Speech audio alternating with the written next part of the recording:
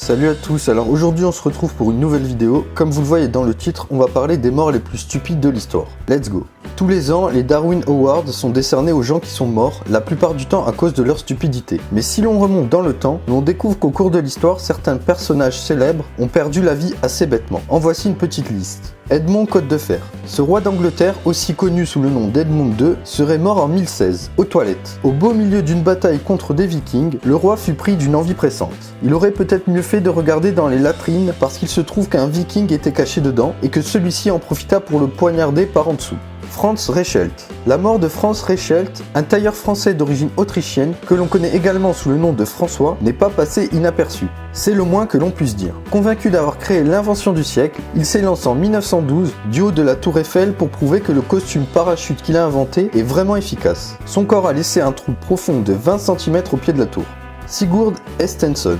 Les Vikings sont connus pour leur exploit guerrier qu'ils veulent immortaliser. En 890, Sigurd le Puissant a connu une mort bien singulière. Après avoir vaincu et tué son adversaire Maelbrigt, il décide de conserver la tête de ce dernier en guise de trophée. Mal lui en a pris car il s'est blessé avec une dent de son rival dont il avait accroché la tête à sa selle. La blessure s'est infectée et il en est mort.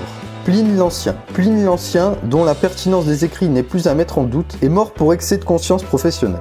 Il périt en 79 lors de l'éruption du Vésuve. Il avait élu domicile dans une île voisine qui était hors de portée des laves du volcan. Mais naturaliste de métier, il a tenu à se rendre compte du phénomène.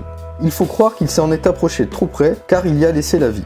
Arthur Aston. Arthur Aston était un gouverneur anglais qui s'est rebellé contre son roi. À cause d'une mauvaise chute de cheval, il se blessa gravement à la jambe. La blessure a ensuite dégénéré en gangrène.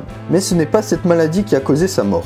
Les chirurgiens ont décidé de l'amputer et de lui mettre une jambe de bois à la place. Sa mort survint des années plus tard au cours d'une bataille contre les forces loyalistes emmenées par Cromwell. Il perdit non seulement la bataille, mais il fut capturé et ses adversaires se sont servis de sa jambe de bois pour le battre à mort.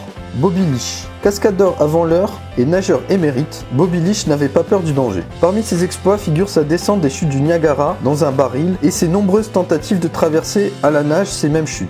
Mais ce n'est pas en exposant sa vie qu'il est mort. Il a tout bêtement glissé sur une peau d'orange, ce qui a entraîné une fracture de sa jambe. Il est mort d'une gangrène. Voilà, c'est tout pour cette vidéo, j'espère qu'elle vous aura plu. Surtout n'oubliez pas de liker et de vous abonner. Sur ce, à la prochaine.